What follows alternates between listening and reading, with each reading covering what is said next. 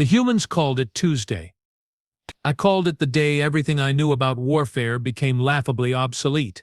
My name is Crixtel, and I have been documenting battles across 17 star systems for the past 40 cycles. I thought I understood violence. I thought I'd seen the worst the galaxy had to offer. 3 hours ago I would have sworn on my ancestors' carapace that the Rex Horde represented the pinnacle of brutal efficiency. Then I met Lieutenant Commander Maya Torres. She stood 5.5 feet tall, barely reaching my thorax, with brown hair pulled back in what humans call a ponytail and eyes the color of their home world's oceans. She looked about as threatening as a newborn Glixar, which, as I was about to learn, meant absolutely nothing when it came to humans. "You want to observe our combat methodology?" Maya asked, her voice carrying that peculiar human quality I couldn't quite identify.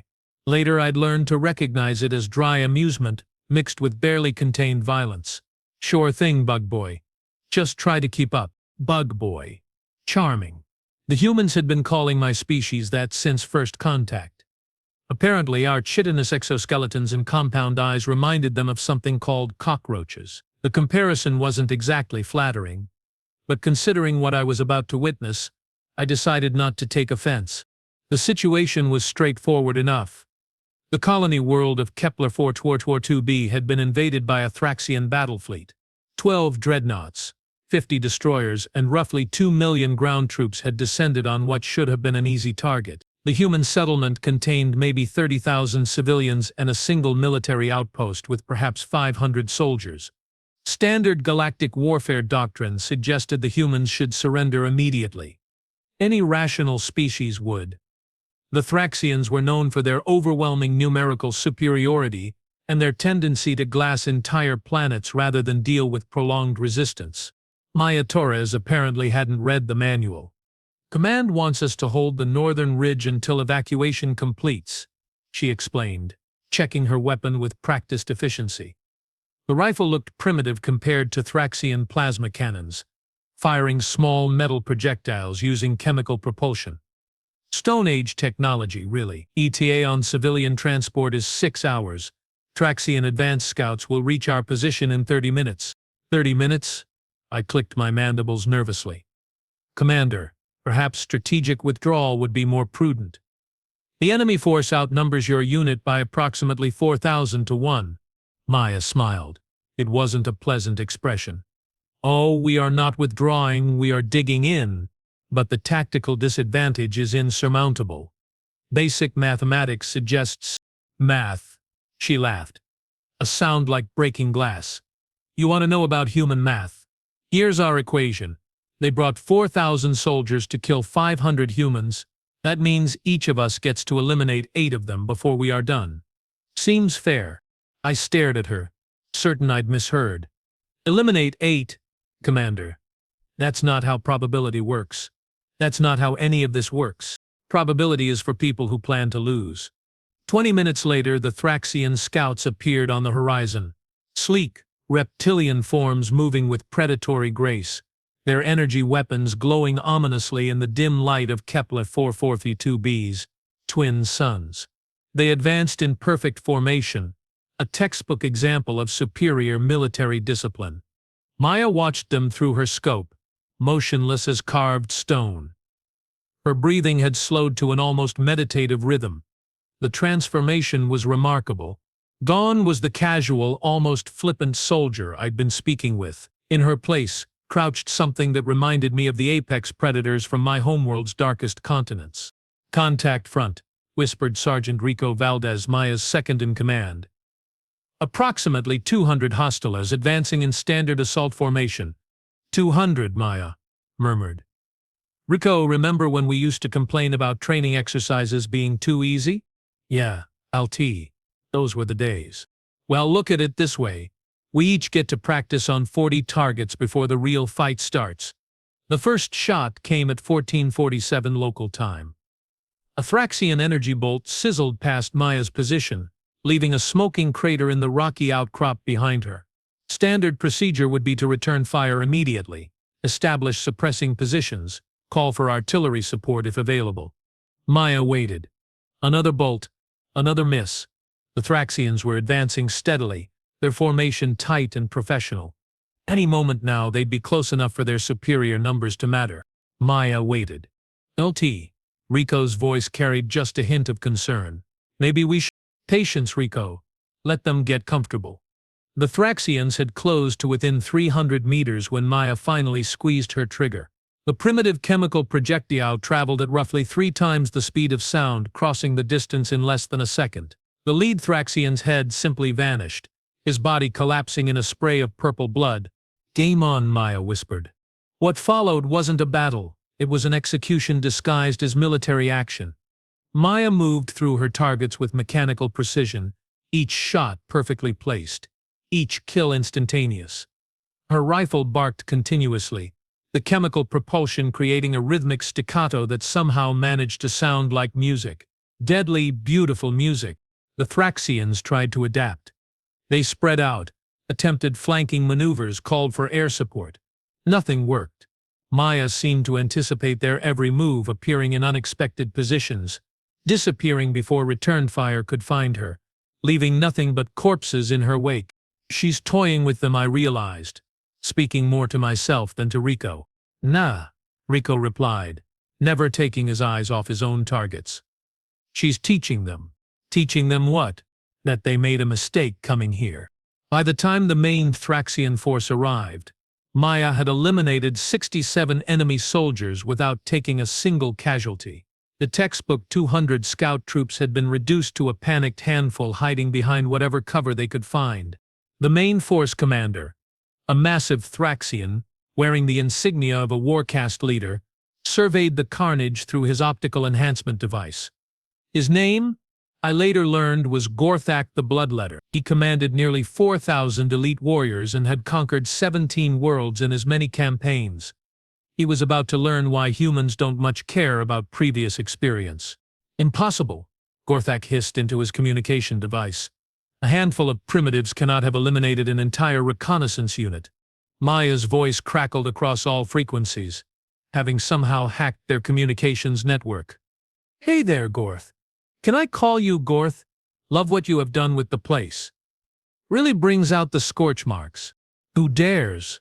Maya Torres, 5th Battalion, 3rd Regiment, Terran Colonial Marines. And you are trespassing.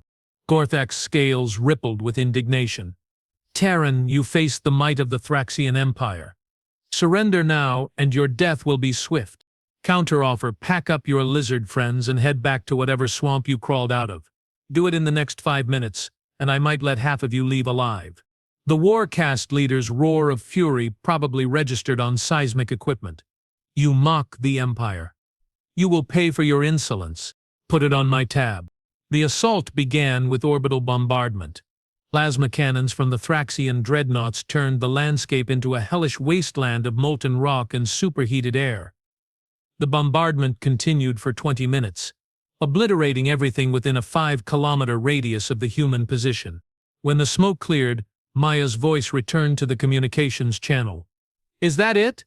Because I have seen more impressive fireworks at a kid's birthday party.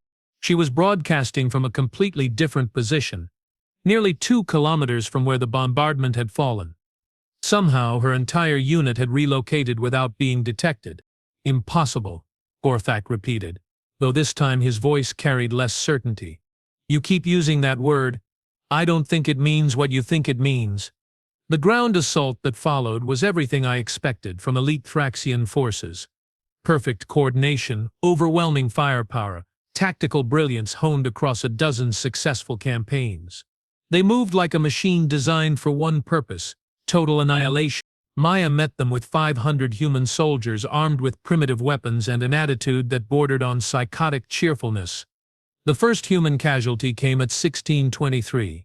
Private Jenkins, barely 20 years old, took a plasma bolt to the chest while covering his squad's retreat. He was dead before he hit the ground.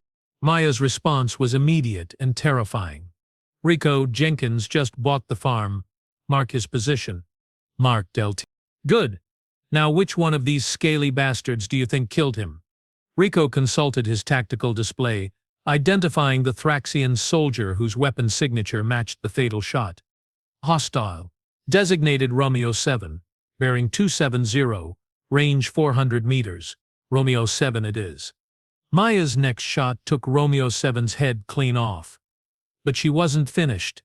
Now his squad leader. Then his unit commander. Then everyone who was stupid enough to be standing near them. 6 more shots. 6 more corpses. Anyone else want to kill my people? Maya's voice carried across the battlefield with crystal clarity. Because I have got plenty of ammunition and a really bad attitude. The psychological warfare was as devastating as the physical. Thraxian morale, built on the foundation of inevitable victory, began to crack.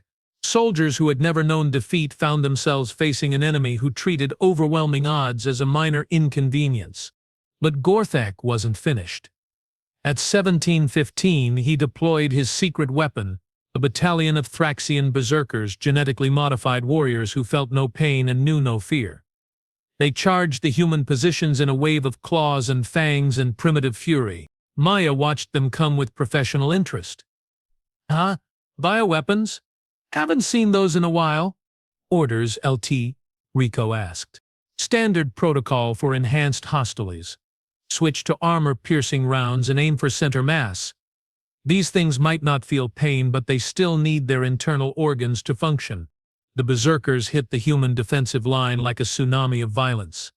For the first time since the battle began, the humans were forced into close-quarters combat. Bayonets against claws, human determination against engineered savagery. It was glorious. It was horrible.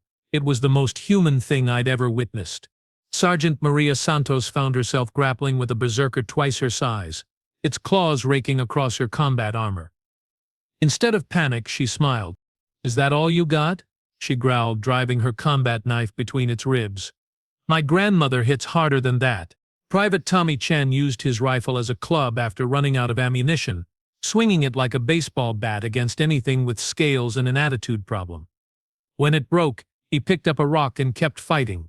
Corporal Lisa Park found herself surrounded by 3 berserkers and decided the best defense was a good offense. She detonated a fragmentation grenade in her own hand, taking all 4 of them down in a shower of shrapnel. Through it all, Maya moved like death personified, appearing wherever the fighting was thickest, wherever her people needed her most. She wasn't just leading from the front, she was the front. By 18:00, the berserkers were either dead or retreating. The humans had taken casualties, 37 soldiers who wouldn't be going home. But they held the line. Gorthak's voice returned to the communication channel, though now it carried notes of desperation rather than confidence. Human Maya Torres, your warriors fight with honor, but you cannot hold forever. Surrender now and I will grant you the death of soldiers. Appreciate the offer, Gorth, but I'm going to have to pass. See, we have got a schedule to keep. Civilian evacuation completes in 2 hours, and I intend to be here when it does. Then you will die here. Probably. But here's the thing about humans, Gorth. We don't measure victory by who's left standing at the end. We measure it by whether we accomplished our mission. And what is your mission? Keep you busy until the innocents get away. Everything else is just details. The final assault began at 18:30. Everything Gorthak had left: regular troops, elite guards, war machines, orbital support, 4,000 soldiers against maybe 300 humans who were running low on ammunition and lower on time. Maya stood on the ridge overlooking the battlefield, watching the Thraxian army advance. Her uniform was torn and bloody, her rifle nearly out of ammunition, her people pushed to the breaking point. She keyed her communicator one final time. All units, this is actual. Civilian transport reports successful departure. Mission accomplished. Repeat, mission accomplished. A cheer went up from the human positions. Not the sound of soldiers preparing to die, but the sound of people who had just won the only victory that mattered. What now, LT? Rico asked. Maya checked her chronometer. Now we have 30 minutes to kill 4,000 enemy soldiers before they figure out the civilians are gone. 30 minutes? I clicked my mandibles in disbelief. Commander, that's mathematically impossible. Maya turned to look at me, and for just a moment I saw something in her eyes that made my carapace crawl. Not madness, not desperation, just absolute, unwavering certainty. You know what your problem is, Bug Boy. You keep trying to apply logic to humans. We stopped being logical the moment we decided to leave our home planet and spread across the galaxy. She hefted her rifle and started walking toward the advancing Thraxian army. Alone. Maya! Rico called after her. Where the hell are you going? To teach these reptiles why you don't mess with human civilians. The last thing I saw before the explosion started was Maya Torres, all 5.5 feet of her, charging directly into an army of 4,000 alien warriors while laughing like she'd just heard the best joke in the universe. The war for Kepler-442b was about to enter its final phase, and I was beginning to understand that everything I thought I knew about humans was wrong. Maya Torres didn't charge into 4,000 enemies because she had a death wish. She charged because she had a plan, and that plan was absolutely insane by any rational standard. Which, as I was learning, made it perfectly human. All units, execute Protocol 7. She broadcast on a frequency I didn't recognize. Repeat, Protocol 7 is now active. I had no idea what Protocol 7 was, but judging by the sudden shift in human behavior, it wasn't in any standard military handbook. The remaining 300 soldiers began moving with purpose that bordered on supernatural coordination. No, shouted orders. No confusion, just immediate and total compliance with something that apparently required no explanation. Rico appeared beside me, hauling a massive case I hadn't seen before. You might want to back up about 50 meters, Bug Boy. Things are about to get loud. What is Protocol 7? I demanded, my translator struggling with the mixture of panic and curiosity in my voice. Something we hoped we'd never have to use, Rico replied, his hands working with practiced efficiency to assemble what looked like the galaxy's most overcomplicated explosive device. Maya developed it after studying Thraxian battle doctrine. See, your lizard friends have a weakness they don't even know about. Which is, they think like a hive mind. Individual initiative gets beaten out of them in training. Take out the command structure and the whole army turns into a bunch of confused reptiles with big guns. I watched Maya continue her solo advance toward 4,000 enemy soldiers. She wasn't running anymore. She was walking, calm as someone taking an evening stroll, her rifle held casually at her side. But she's just one person against an entire army. Rico grinned, expression that made my chitin crawl. Yeah, that's what makes it fair. The Thraxian response was exactly what you'd expect when faced with a lone enemy advancing across open ground.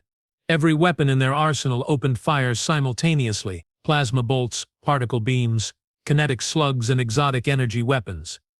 I couldn't identify turned the space around Maya into a light show that probably violated several interstellar treaties. Not one shot touched her. Maya moved through the barrage like she was dancing, each step perfectly timed to avoid incoming fire by margins measured in millimeters. Her path seemed random, chaotic, impossible to predict, but there was a pattern there, a mathematical precision that spoke of endless hours of preparation. How is she doing that? I whispered. Pattern recognition, Rico explained, never taking his eyes off his work. Maya spent 3 months analyzing Thraxian firing patterns. Turns out when you coordinate fire from that many weapons, you create predictable gaps in coverage. Tiny ones, maybe lasting half a second, but predictable. That's impossible. No organic being could calculate those vectors in real time. You are right. No organic being could, but Maya isn't just organic anymore. Before I could ask what that meant, Maya reached the outer edge of the Thraxian formation. What happened next redefined my understanding of small unit tactics. She didn't attack the army. She attacked the concept of the army. The first target was Warcast leader Gorthak himself. One moment he was coordinating the assault from his command position.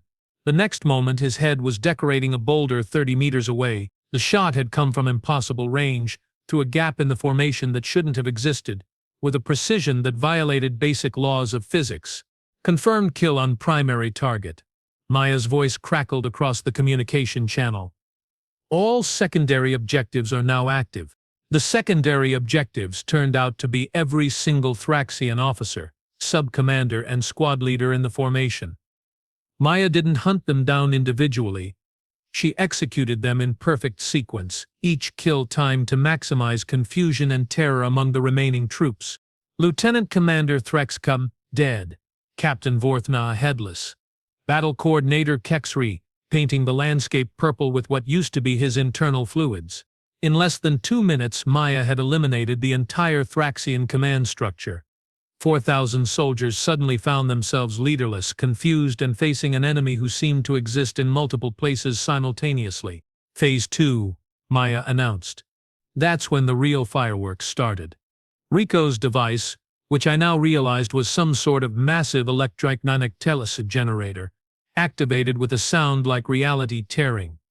Every piece of Thraxian technology within a 5-kilometer radius simply stopped working. Energy weapons went dead. Communication devices fell silent. Even their combat armor locked up. 4,000 elite warriors were suddenly reduced to very large, very confused lizards in metal suits. EMP burst complete, Rico reported. All enemy electronics are down for approximately 15 minutes. Copy that. Beginning Phase 3. Phase 3 turned out to be Maya Torres with a combat knife and 15 minutes to work. I have seen predators hunt before. Every world has them, creatures perfectly adapted for killing. But watching Maya move through the disabled Thraxian formation was like watching evolution itself decide that humanity needed an upgrade. She flowed between enemies like liquid death, her blade finding gaps in armor with surgical precision. No wasted motion, no unnecessary violence, just efficient elimination of threats. The Thraxians tried to fight back with claws and fangs, but they were designed for overwhelming firepower. Not close-quarters combat with something that moved like physics was just a suggestion. 37, Maya counted aloud as another Thraxian collapsed. 38. 39. She was keeping score. 41-42. Rico, how much time left on the EMP? 12 minutes. LT. Plenty of time. 43. 44. I couldn't watch anymore. The systematic way Maya dismantled an entire army wasn't just impressive or terrifying. It was fundamentally wrong on some level that my brain couldn't process. This wasn't how warfare was supposed to work. This wasn't how anything was supposed to work. She's not human, I whispered to Rico. No human could do this.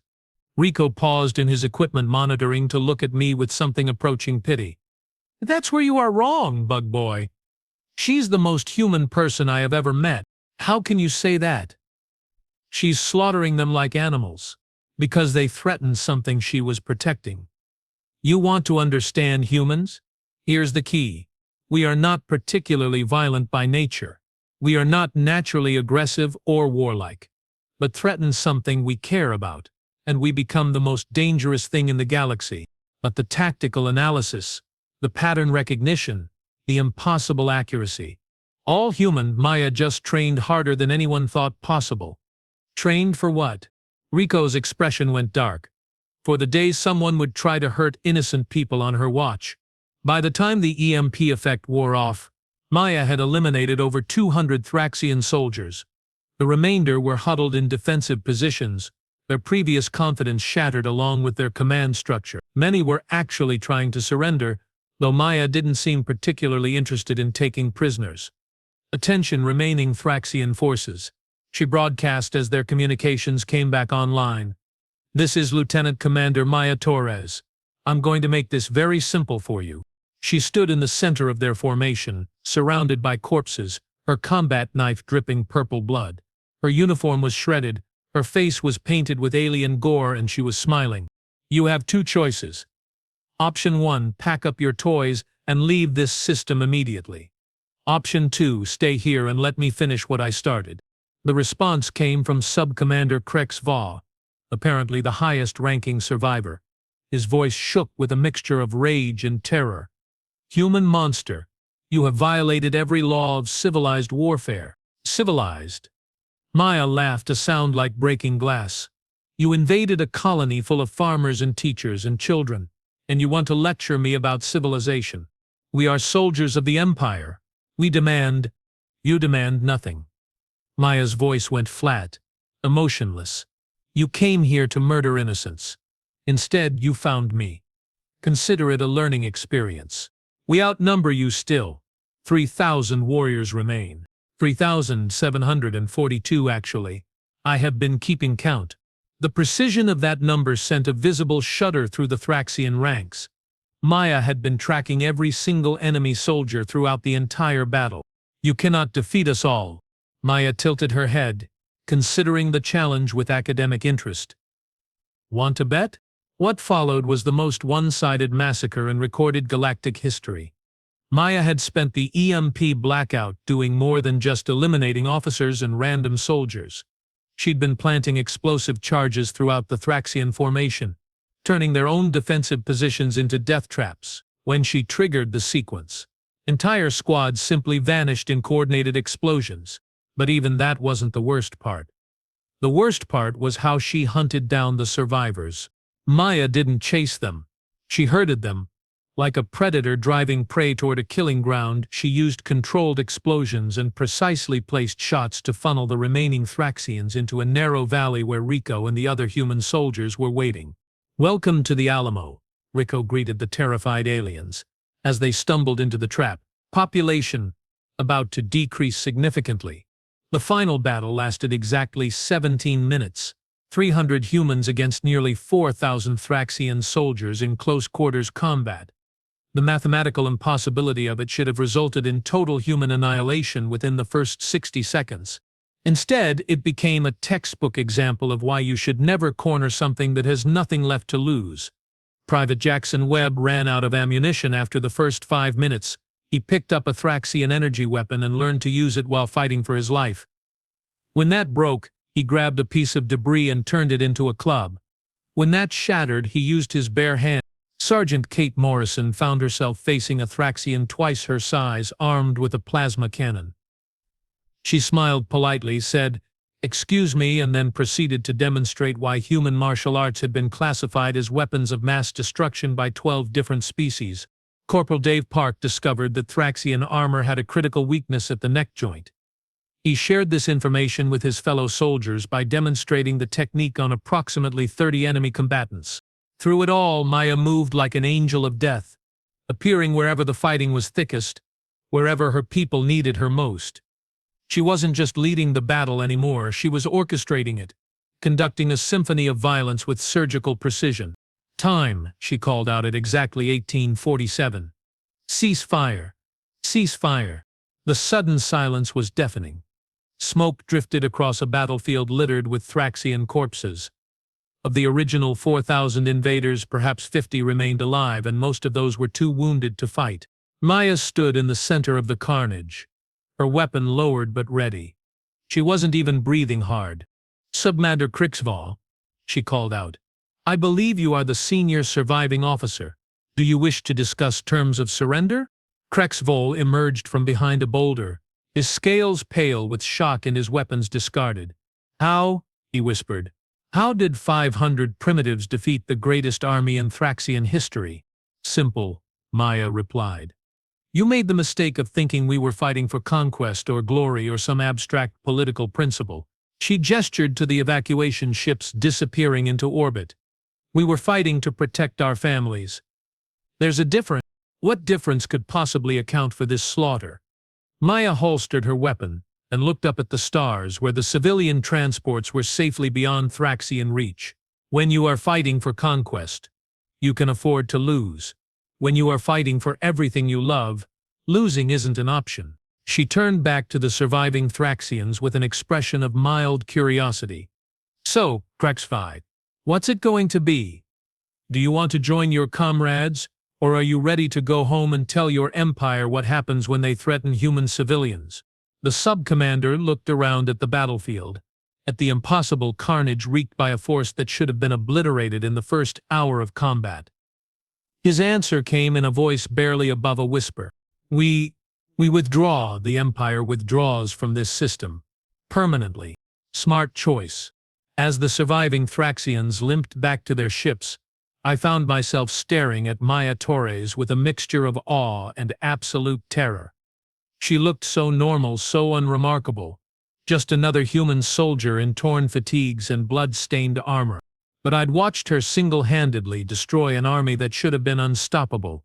"Commander," I managed to say, my translator struggling with the complexity of my emotions, "I must ask, what you did here today, was this typical human military doctrine? Maya considered the question while cleaning her rifle with practiced efficiency. Typical? No. Most humans never have to fight like this. Most humans get to live peaceful lives, raise families, pursue careers, enjoy art and music and literature. Then what makes you different? She looked up from her weapon maintenance with those ocean blue eyes that had seen too much violence. I volunteered to be different. When people want to live those peaceful lives, someone has to stand between them and the things that would take that peace away. But the cost is what it is. Better me than them. She stood and shouldered her rifle, preparing to oversee the evacuation of wounded soldiers. You know what the funny thing is, Bug Boy? I didn't join the military because I wanted to kill people. I joined because I wanted to prevent killing. Turns out, sometimes the best way to prevent a massacre is to be really, really good at causing one. As Maya walked away to tend to her soldiers, I realized that everything I thought I understood about human nature was fundamentally flawed. They weren't naturally violent or aggressive. They were naturally protective. And there was a difference that made all the difference in the galaxy. But the war wasn't over yet. As the last Thraxian ship disappeared into hyperspace, my communication device crackled to life with an emergency broadcast from Thraxian High Command. The message was simple and terrifying. Naval Battle Group Omega is en route to Kepler-442b. Estimated arrival 6 hours. Authorization for planetary sterilization approved. Maya Torres had won the battle. But the real war was about to begin. Naval Battle Group Omega consisted of 37 capital ships, each one capable of turning a planet into molten slag. They were commanded by Fleet Admiral Zorgath the Annihilator, a Thraxian war leader who had never met a problem that couldn't be solved with overwhelming firepower and complete obliteration of everything within a 10-light-year radius. Maya Torres sat on a rock, field-stripping her rifle for the third time in an hour while humming what she called an old Earth tune. She looked about as concerned as someone waiting for a bus. "Commander," I said, trying to keep the panic out of my voice, "the incoming battle group has enough firepower to crack this planet in half. We need to evacuate immediately." Maya didn't look up from her weapon. "Evacuate to where? Our transport ships are long gone, and the next available rescue fleet won't arrive for 3 weeks. Then we surrender. Surely they will accept." "Surrender?" Maya laughed, a sound that had become disturbingly familiar over the past few hours. "Bug Boy, after what we did to their ground forces, surrender isn't on the table. Admiral Zorvac is coming here with one mission: turn this entire world into a cautionary tale." Rico appeared beside us, carrying a communication device that looked suspiciously like salvaged Thraxian technology. "LT, I have got good news and bad news." "Hit me with the bad news first." Battle Group Omega just dropped out of hyperspace, 37 ships including 3 planet killers. They are forming orbital bombardment formation and will achieve firing position in 90 minutes. "And the good news?" Rico grinned. "Remember that emergency protocol package Command sent us 6 months ago? The one we thought was theoretical?" Maya stopped cleaning her rifle. For the first time since I'd met her, she looked genuinely surprised. "They actually built it, tested it, and apparently decided we were crazy enough to use it." "Use what?" I demanded. "What protocol package?" Maya stood, shouldering her rifle with renewed purpose. "Something Command developed after studying human military history. Turns out when humans get backed into a corner with no way out, they tend to do something that makes absolutely no tactical sense. Which is, they attack." Before I could point out the obvious insanity of attacking a space fleet with ground-based weapons, Rico activated his salvaged communication device. The signal that emerged wasn't directed at the approaching Thraxian fleet. It was aimed at empty space, broadcasting on a frequency I'd never encountered before. "Beacon Alpha 7 is active," Rico reported. "Package delivery confirmed in 30 seconds. "What package?" I clicked my mandibles frantically. "What are you talking about?" Maya checked her chronometer with professional interest. "Ever wonder what humans do with all those old nuclear warheads we supposedly dismantled after achieving interstellar flight?" The answer came in the form of 6 objects dropping out of hyperspace directly above us. They weren't ships in any conventional sense. They were delivery systems, each one containing enough destructive power to sterilize a small moon. Orbital strike platforms, Rico explained cheerfully. Completely automated, impossible to detect until deployment, and programmed with one simple mission: remove any threat to human civilians by any means necessary. You are going to use nuclear weapons against a fleet in orbit? I stared at them in disbelief. The radiation alone will kill everything on this planet. Actually, these aren't nuclear, Maya corrected. They are something much worse. Something we developed after studying alien technology for the past 50 years. The strike platforms deployed without fanfare, simply appearing in orbit like 6 metallic angels of destruction. Each one was roughly the size of a fighter craft, but packed with technology that made Thraxian weapons look like stone tools. Admiral Zorvak's response was immediate and predictable. Human vessels, you are ordered to stand down immediately. Any aggressive action will result in planetary annihilation. Maya's reply came across all frequencies simultaneously. Admiral Zorgath, this is Lieutenant Commander Maya Torres, Terran Colonial Marines. I'm going to make this really simple for you. You dare threaten the Thraxian Empire? I'm not threatening anyone. I'm making a statement of fact. You have exactly 60 seconds to withdraw from this system before I demonstrate why humans don't build defensive weapons. 60 seconds? You face the greatest fleet in Thraxian history. What can 6 primitive craft possibly accomplish? Maya's voice carried that peculiar quality I'd learned to recognize as barely contained violence mixed with professional amusement. Want to find out? Zorgath's answer came in the form of concentrated fire from 37 capital ships. Energy weapons that could punch through planetary shields focused on the 6 strike platforms with enough power to vaporize a small asteroid belt. The platforms didn't even bother to dodge. They simply absorbed the incoming fire and converted it into something else entirely. Fascinating, Maya observed, watching the tactical display. They actually made it more efficient than the prototype. Made what more efficient? I demanded. Energy conversion matrix. Those platforms aren't just weapons. They are batteries. Every shot fired at them gets stored and redirected with about 90% efficiency. The implications hit me like a physical blow. You are turning their own weapons against them? Better than that. We are improving them. The first strike platform fired a single beam at the Thraxian flagship.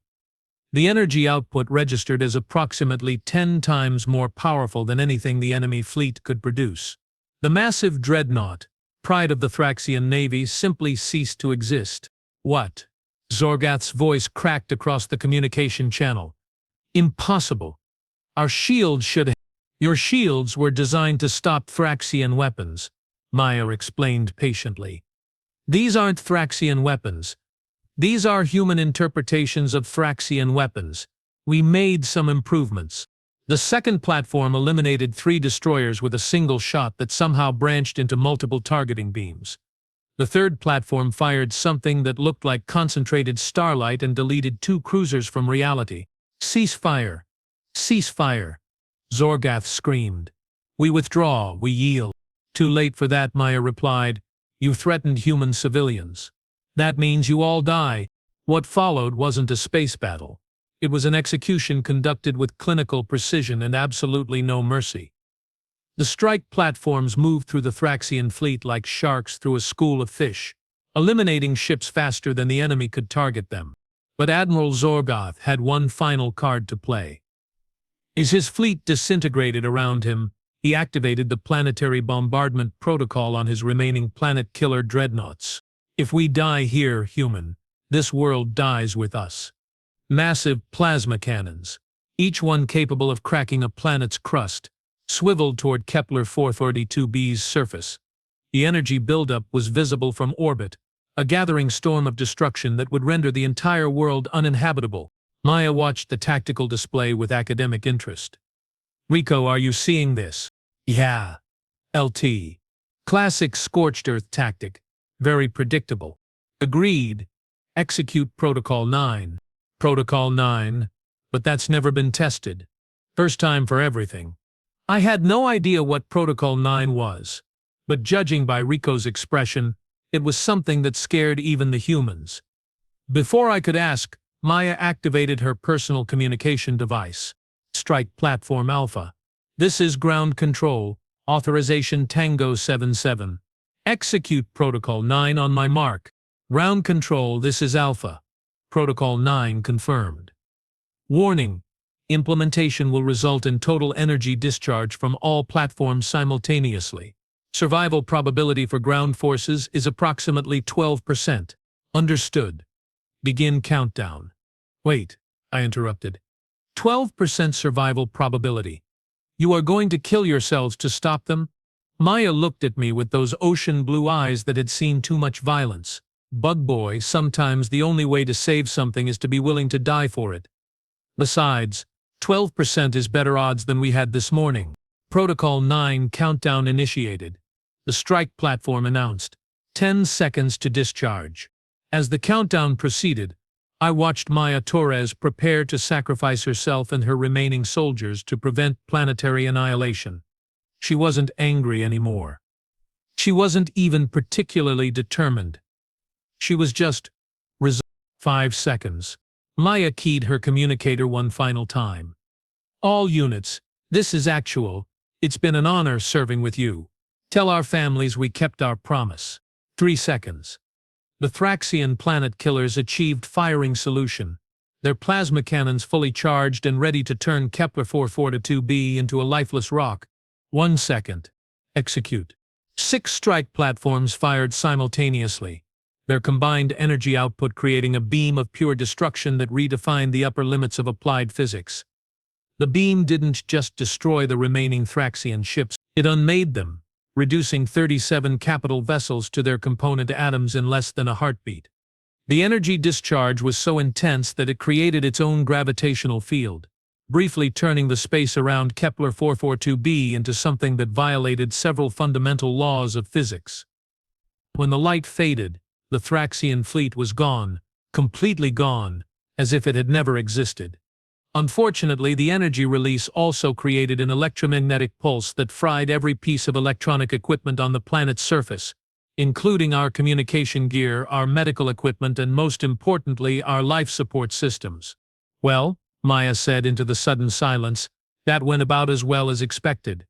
She was still alive, though her uniform was now thoroughly singed, and her hair looked like she'd been struck by lightning. Around us, other human soldiers were picking themselves up from the ground, checking for injuries and marveling at their continued existence. 12% survival probability, Rico muttered, testing his communication equipment and finding it completely dead. I'd say we beat the odds. The odds were always irrelevant, Maya replied, surveying the damage. We had a job to do. Commander, I said, my voice shaking with a mixture of awe and terror. What you did here today, it will change everything. When word of this battle spreads, every species in the galaxy will know what happens when you threaten human civilians. Maya considered this while examining her rifle, which had somehow survived the electromagnetic pulse. Good. Maybe that means fewer people will try it. But the cost. Your equipment is destroyed. Your supplies are limited and rescue won't arrive for weeks. You have stranded yourselves on a dead world. Dead world? Maya looked around at the landscape, which was indeed thoroughly blasted and mostly uninhabitable. This isn't a dead world. This is home. How can you call this home? Maya smiled, and for the first time since I'd met her, it was a genuinely warm expression. Because this is where we chose to make our stand.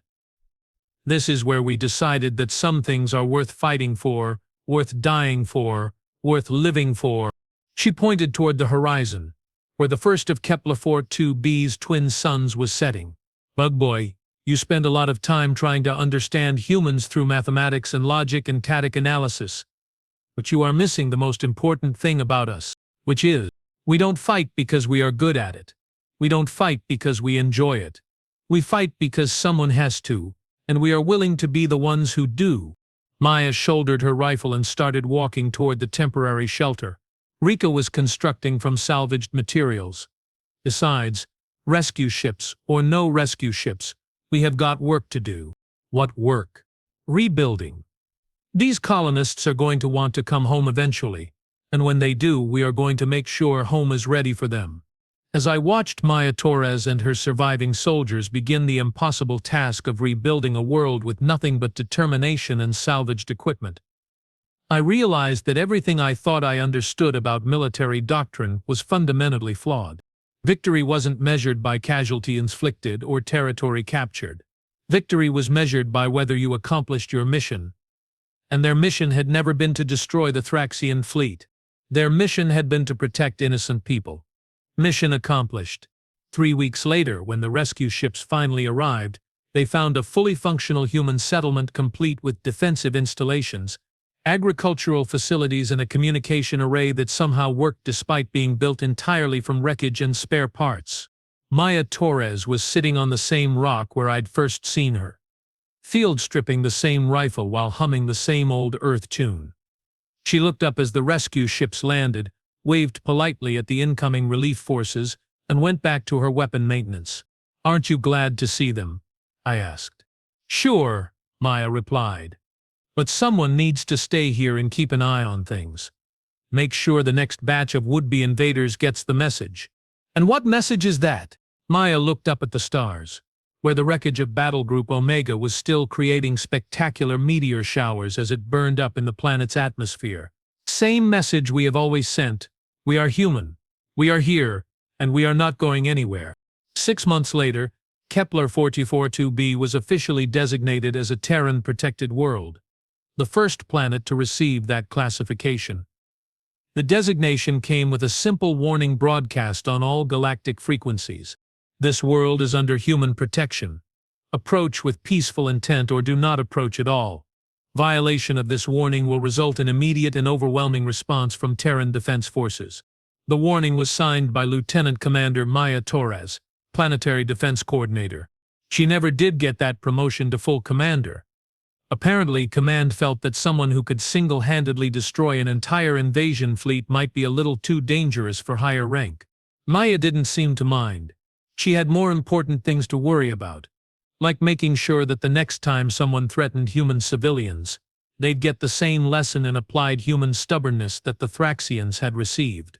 Because Maya Torres didn't want revenge. She just wanted accuracy. And accuracy, as the galaxy was learning, was something humans were very, very good at.